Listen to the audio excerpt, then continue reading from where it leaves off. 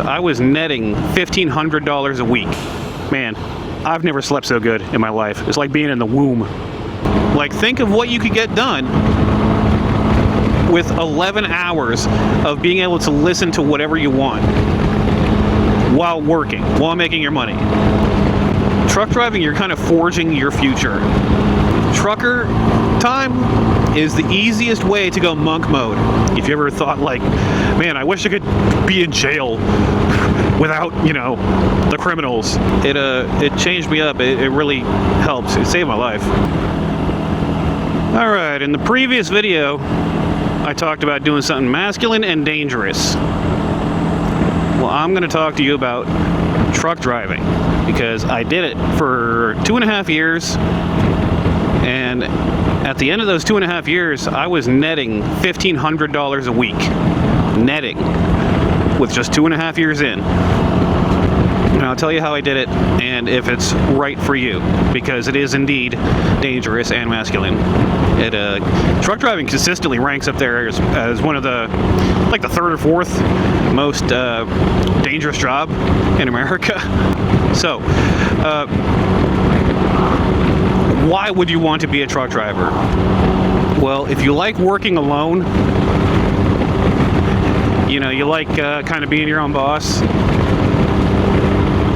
it's great for that. If you just like being alone, if you don't like working with other people, it's great for that. If you like driving, that's kind of a, like, should be obvious, but you'd be surprised. Some people think like, oh, I like everything else about it and I'll just learn to like the you know, driving 500 miles a day. You won't. you either like driving or you don't. There is a very, very, very high washout rate. Something like 50% of truck drivers quit in the first year. Something like that. So you really want to be sure because CDL school is not cheap. Why should you do it? You like money, you like working alone, you don't mind long hours. I mean long hours. You like driving, you like, I don't know, if the idea of driving a truck kind of appeals to you, right? Like a 70-foot long, 50,000 pound, or excuse me, 80,000 pound, right? Yeah. It's got a mystique to it. You'll get respect. Pretty much everyone respects truck drivers. You'll feel good in your work. I felt good about it. I felt like I was finally actually contributing to society. I was doing a job that was actually important, you know, because everything gets where it needs to go by truck. And I mean everything, every physical thing. From the clothes on your body, to the food in your belly, to the floor you're standing on, to the roof over your head, to the phone in your hand, like everything gets to where it goes by truck. Because they can't build train tracks to every single store, right? So it's an important job. You'll actually, you know, be contributing, doing an important, dangerous job that pays well. So those are kind of the main reasons why to do it. Could you do it? I already spoke about the long hours, but this really needs to be impressed upon you. When you're driving, you have 4 clocks you have to manage. You have to manage your time until lunch. You have to manage your 11-hour drive clock, your 14-hour work clock, and your weekly clock. It's very, very regulated and very regimented. You have to pay attention to your time. You're allowed to drive 11 hours a day. You can be on duty 14 hours a day. And you have to take a half-hour lunch break somewhere in there. That 11-hour clock, especially when you're just starting your 11-hour drive clock, when you're just starting, man, the companies, they want every minute of it. They want every second of work they can get out of you. So you will be driving 11 hours a day. That's just the driving. You can be on duty for 14 hours, which leaves 8 hours for sleep, which you are mandated to get.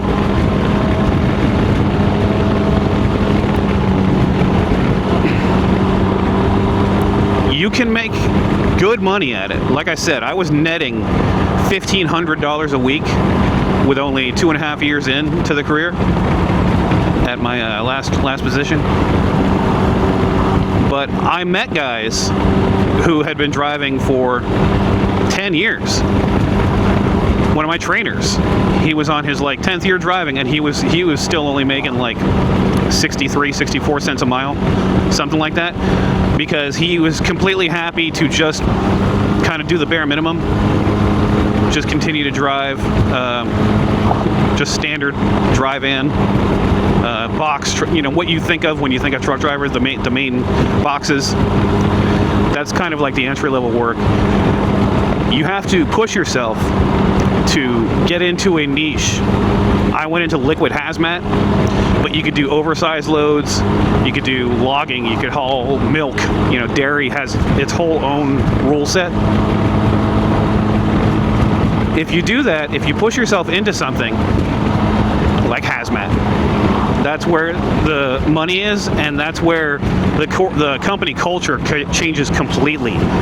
Because in the beginning, when you're just at entry level, you have no time in seat yet. The company there, it's rough.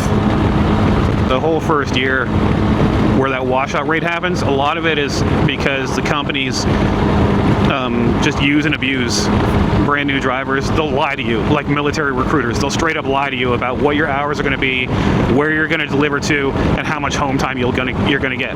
They will just straight up lie to you. You'll set up an employment agreement over the phone. You'd be like, okay, so I'm going to have this route. I'm going to run daily from here to here, and they're like, yep. And then you get to their in-dock, your onboarding.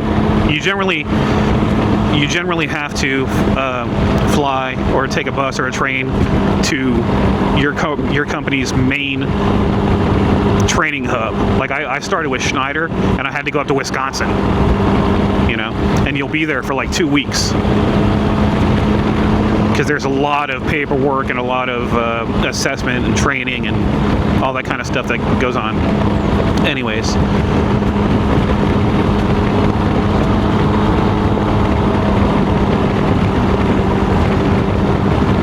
there are several ways to get into it. There's a lot of money to be made.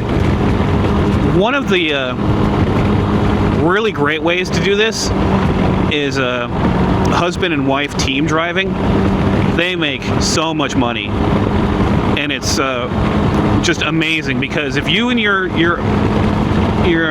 significant other, you both, this is what I would suggest. If you have a girlfriend and you're like thinking about van lifing, right, go be truck drivers. Because if you're already in the position where we're gonna put all our stuff in a storage compartment and we're just gonna live on the road for a couple of years, go be a truck driver, because you will sock away $100 grand before you know it. And you'll still have that experience of driving all around the country. Husband and wife team driving OTR, over the road drivers, you will see, all kinds of areas of the country. You'll get that travel, and you're basically both working full-time jobs, like, while you're doing it. And it's cute too. You get that van life experience of living in a tiny little cab together, and doing meal prep and all that kind of stuff. It's pretty great. Highly recommend. But if you're just a solo driver, okay, man, I loved it so much. It's really excellent. So to get started, you have to get your CDL. There are some companies out there, I think, that have kind of like new driver programs where they pay for your CDL.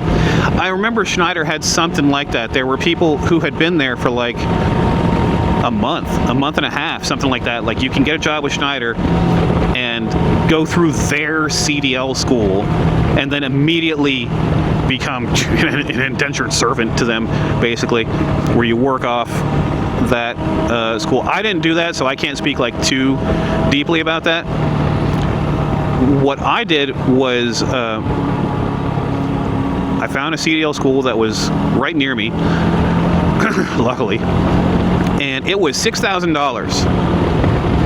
I did not have $6,000, so I went to my my county, like the county, financial assistance thing, and I just asked. I was like, "Is there any kind of grants, anything like that?" Because I want to do CDL school, and they were like, "Yes, actually, yes, we have exactly that." And I lucked out.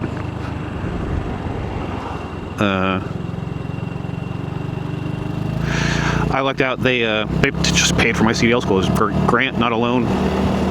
And so go check, like, look for resources, because you have to get a CDL to do this. There's no getting around that. Once you have the CDL school will generally have like a career day where they'll have recruiters come in, and they're going to be crappy offers because you're brand new. Cents per mile. If you see that on the back of trucks, now hiring 49 cents per mile. Cents per mile is almost directly equivalent to thousands per year. So if you see 49 cents per mile, you're basically making 49 grand a year. Okay. When I was my last job, where I was netting $1,500 a week, I was making 75 cents per mile. You need to understand that first year, where you're getting some experience, it's gonna suck. Like, it's gonna be cool that you're doing the job and whatnot, but you're going to get put out on the road with some trainer, some guy that's kind of like his whole job. And you're gonna have to take like a several week trip with the trainer guy, and he's going to get you up to speed on your company's particular tablet and how you got to do all your paperwork and their procedures and whatnot. And it's a stranger. It, like, hopefully you get along with him. I got along with two of my trainers, and one I did not. But, I survived. You just kind of push through. You might think that truck driving is like it's kind of a stereotype that it's like all old, fat, white guys. It's not. Outside of the Army, truck driving is the most diverse job I ever experienced, like way more so than working in food service or offices, especially. Like, truck drivers are very, very, very diverse, and there's a lot of women doing it too. It's not there's a couple random YouTube channels where some chick makes the channel and it's like, girl driving truck, and they never do very well because they're not that rare. Like, you see female truck drivers every day. It's not like that big a deal. So that's always kind of cringe. But you'll meet all kinds of people at the truck stops, at your customers where you're dropping off, picking up. You'll meet all kinds of people. It's cool. I like it. This is a Love's. Speak of the devil. We'll take a little detour since I'm right here. This is a Love's, okay? Love's and Pilot are basically the Coke and Pepsi, the McDonald's and Burger King of truck stops. Very corporate. They're everywhere. This is what I'm talking about, van. That's called dry van, these boxes, okay? I don't know why they're called dry van. You can look them up. That's just what they're called. So you see the trucks on the side there, right? And all the guys back there. I'm going to go into the truck area. Big no-no. It says trucks only, but I don't care. Every night, you'll pull in to one of these things. What time is it? It's 3 o'clock. This is actually kind of when guys are going to start pulling off the road for the night. You generally wake up at like, am I actually going to go in there? Yeah, I am. I don't care. All these guys, these guys are all parked for the night. Like, they got curtains pulled. Half of these guys are sleeping right now.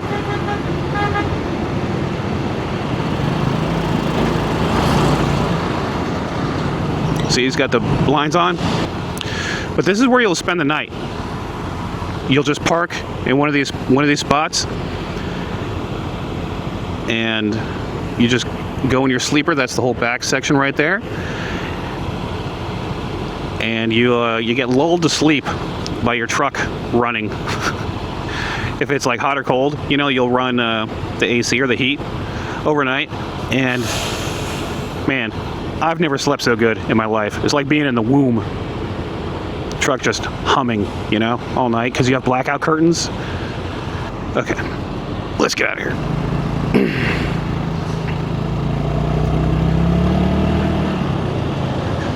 You'll spend a lot of time in these places. It's pretty cool though. Like, you know, you're surrounded by other just working men, you know. It's really neat. It's kind of a club. Y'all refer to each other as driver. Say, what's up, driver? You can learn a lot of etiquette and a lot of the little subtleties by watching various channels. If you want to learn what not to do, watch Bonehead Truckers. You'll have to find your trailer. See, it was 88051. You'll have to drive through lots of, 1,000 trailers just to find the one that you're supposed to pick up and move. Truck driving is amazing if you want to travel. You'll see all kinds of great sights. Like, it's not always going to be great, there's definitely some stinker routes, but sometimes you'll see some amazing stuff.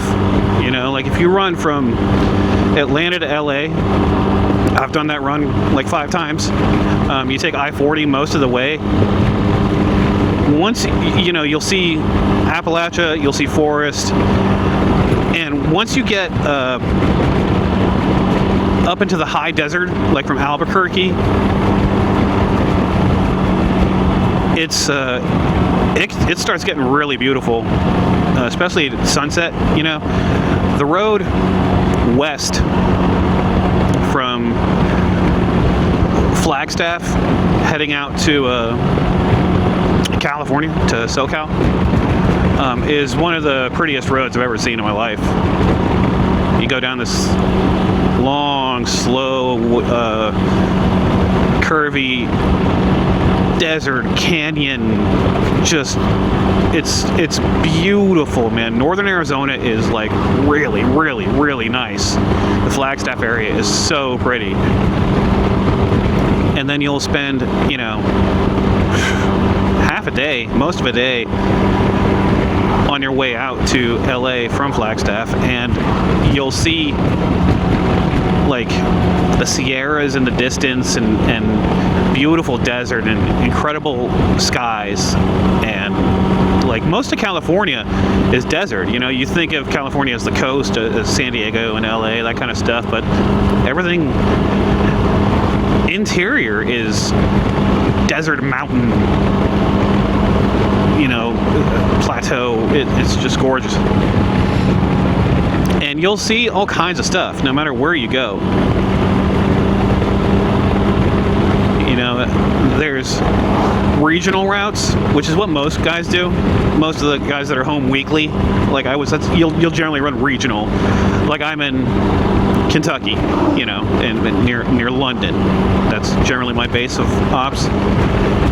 And for a year and a half, every day I would go into London, I'd pick up my trailer, and I would drive it up to Marysville, Ohio, to the Honda plant. And then I would switch trailers and drive home. And that would take about 10 hours. Other days I would take to the southern Honda plant in Birmingham, Alabama. Same thing, and that was a much more scenic route. Ohio's kind of meh, but you'd be surprised. Going south from Kentucky to Birmingham, Alabama is quite a scenic drive. You're going over Indian Mountain at the Kentucky-Tennessee border. You're driving down through Knoxville and then down through Chattanooga. And Chattanooga's really pretty. It's on a river. And then northern and central Alabama is actually really, really gorgeous. Where was it? Rainbow City, I think, is that place I drove through a lot. That was really nice looking. And you'll see, as a trucker, you find all the good spots. Like if you ever driven across kind of the middle of nowhere, and you'll see just like some semi, a truck just parked at a random, farm out in the middle of nowhere.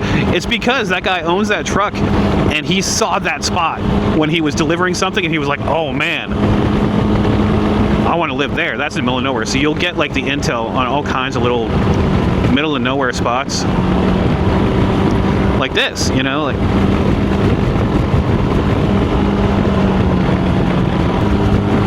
You don't actually, in some places anyway, you don't actually have to learn how to shift, how to drive manual, like 10 speeds and 18 speeds and all that kind of stuff. A lot of companies, most companies, every company I worked for, they only have automatics. Here in Kentucky, it's part of the CDL requirement that you have to learn. You have to learn on manual. So like I did that, but I've never driven a manual since CDL school. Every company I've worked for, it's been nothing but automatic trucks.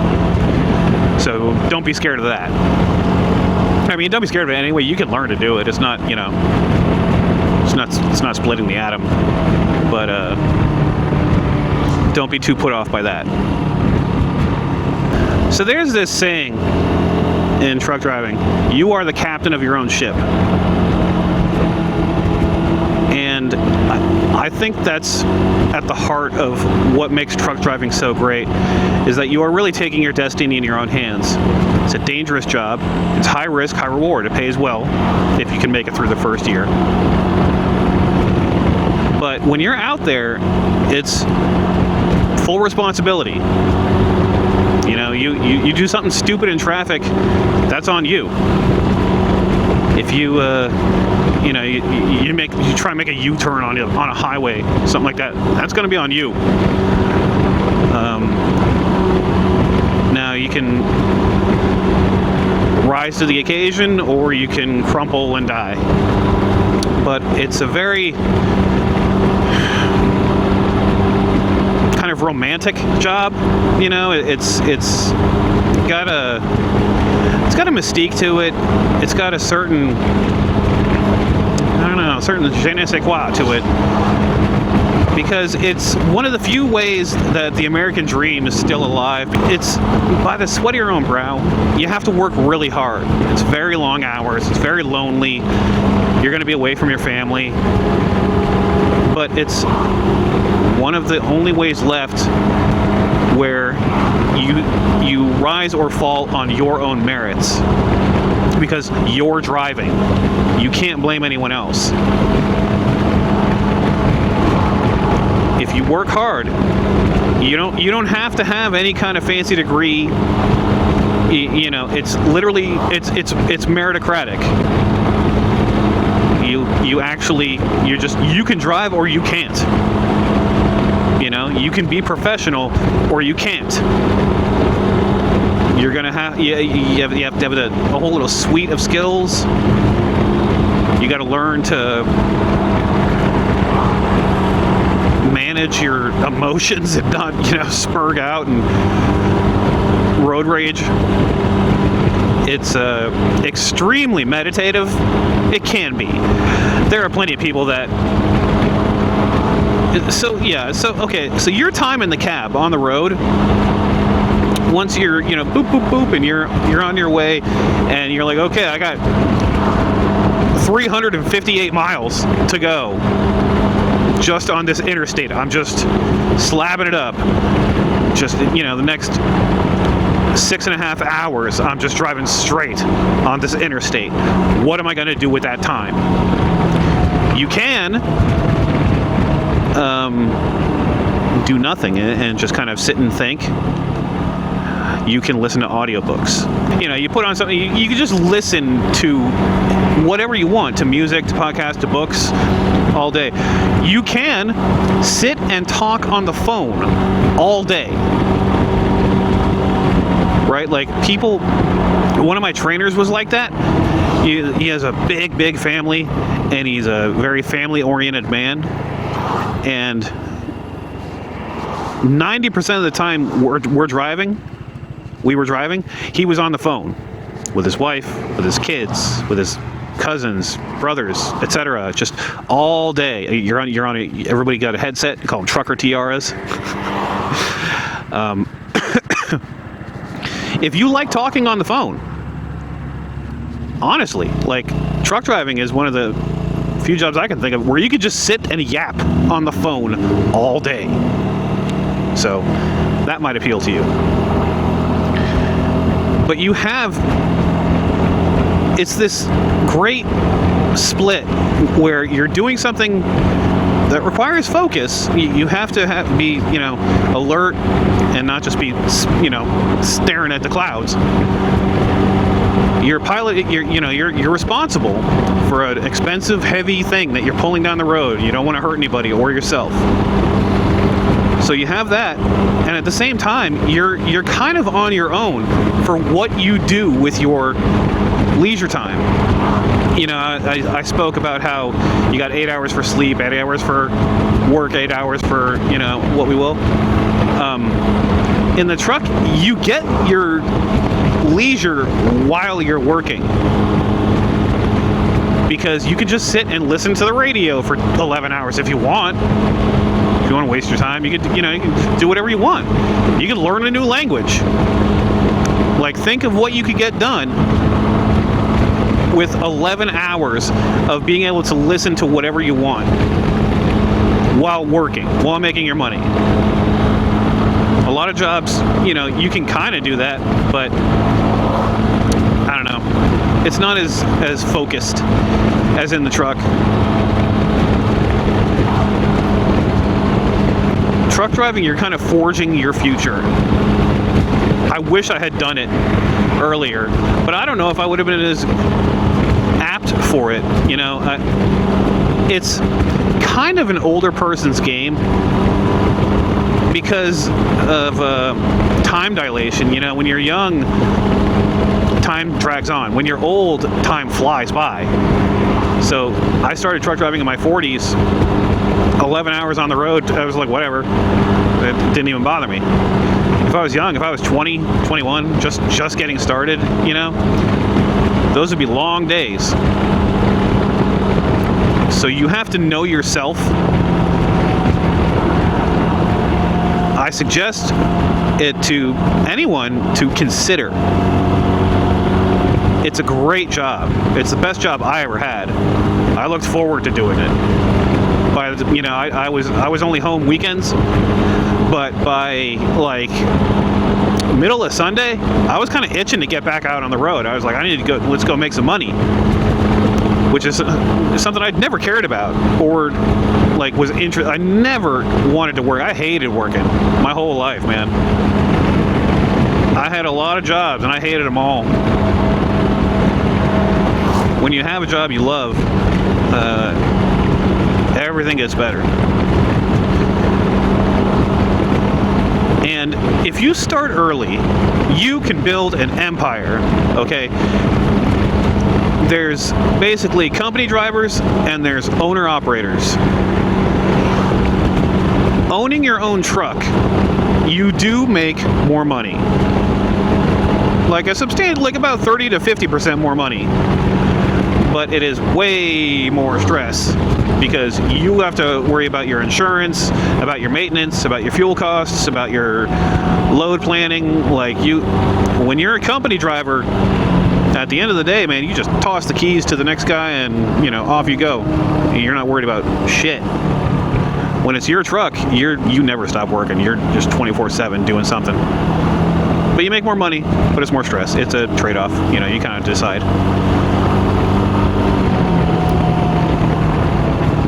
A lot of guys, because you make such good money truck driving, and if you're smart about it, you sock it all away because you're barely at home.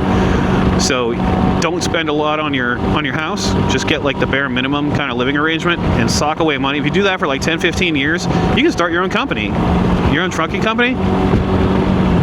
Start a tow trucking, you know, whatever. Like it's a great springboard for the rest of your life. And if you're ex-military, I highly recommend you look into it, okay, because you have the skill set. Like most of life, you know, truck driving, right place, right time, right uniform is 90% of the job. And the professionalism you learned in the military, if you do that, your dispatchers will love you. Your mechanics will love you. Because there's a lot of dirtbags that get into trucking. And if you're squared away, you will do well. Your company will love you. If you're just Mr. Eager Beaver, you're like, I'll do that load, I'll do that.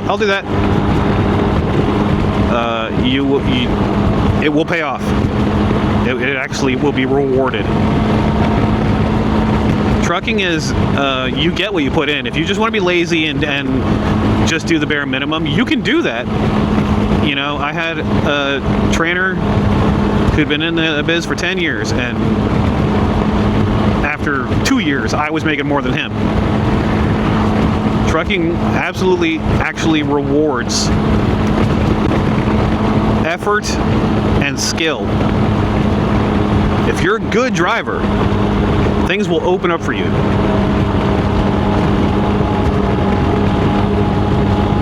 You rub elbows with the other drivers at the truck stops. You know, you'll hear about opportunities. You can do some networking, that kind of thing. Like it's a whole little culture, and you know,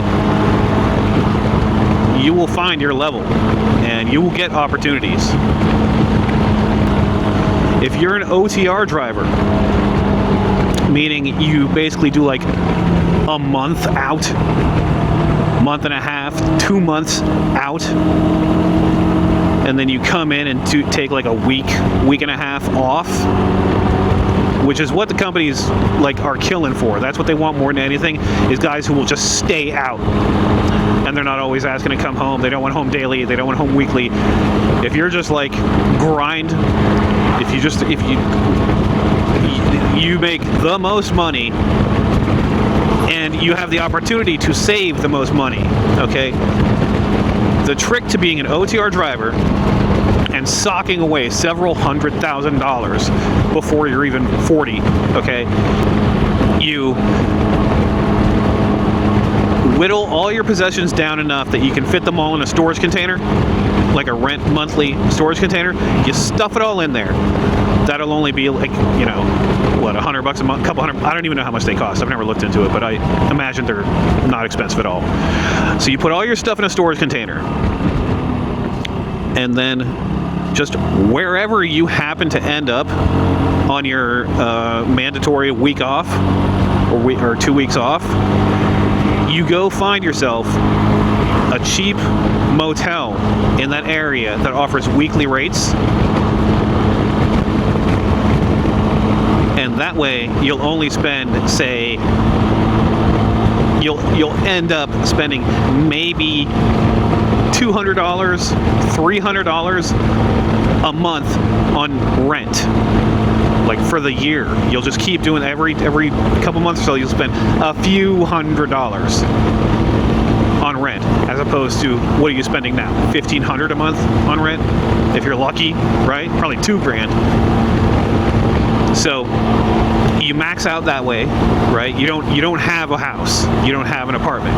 You use your company as your permanent address. Then you meal prep, okay? Because the truck stop will suck all your money out of you. The truck stop is a dangerous mistress. Okay, you will spend easily, $80 a day, $100 a day in the truck stop if you're not careful. If you're not meal prepping and you're waddling in there in the morning when you get up to use the bathroom and get some snacks, get yourself, a Monster, a pack of smokes, a bag of mixed nuts, maybe some jerky, bang, that's $30, right? Then you stop at lunch, do it again, dinner, do it again, and then $10 to use the shower, something like that. You can easily spend $100 a day or more at the truck stop if you're not careful about it. You have to have a plan. Meal prep, get a diet worked out, like a very simplistic thing that you can be happy eating. Trucker time is the easiest way to go monk mode. You can really get some stuff done. You can really get some self-work done in the truck. There's all kinds of ways to do little fitness things. Just take two dumbbells with you, or take some resistance bands. At the end of the day, what I did, and I was down, it worked. I've gained 50 pounds since I stopped working, believe it or not. What I did at the end of every shift, when I parked for the night, I would go just walk laps around the truck stop for like an hour, get steps in, and at every stop, while I was, unloading, because I was liquid hazmat, while the stuff was pumping out, which could take hours, I would just walk around the truck, and I'd get like 20, 30,000 steps a day. Like, if you go hardcore monk mode, if you're into that thing, I'm telling you, truck driving is the way to do it. If you ever thought man, I wish I could be in jail without, the criminals, because that's, God, I could just get so much done, just work out all day and read some books that I've been, I could really lock in. Truck driving is how you can do that. It's very much choose your own adventure, because you can also just become a flabby piece of shit. There are all kinds of truckers that come squeeze out of their cab, and they're doing that fat guy waddle into the truck stop. There are hoarder truckers. There's there's videos and pictures of guys who come and turn in their truck after getting fired or whatever unexpectedly, and their truck is a hoard. It's just completely filled with garbage. It's disgusting. The truck lets you be who you want to be. It's freedom. It's like Jocko is always saying, discipline equals freedom. Truck driving is the way to do that. I haven't found any other career that lets you do that lets you do self-work while you do work. And so it's if you're solitary, if you just need, like I am that way, right? Like when I'm married, living with someone, my house gets all messy. When I'm by myself, my house is just immaculate. So if you're that same kind of way, or if you want to be that kind of way, if you're looking for a reset, truck driving could be it, because it'll help. There's all kinds of gates that will help you psychologically be like, okay, this is a new chapter. When you go to the company and you go through their little indoctrination training, you'll be out there on the concrete with like 20 other, new guys. And this is like, it's a new chapter. It's a time to rewrite yourself. Forge a new future.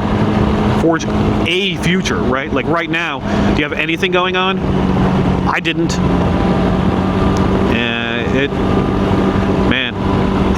It changed me up. It really helped. It saved my life. If you have any questions, put them down below. I'd be happy to help you out.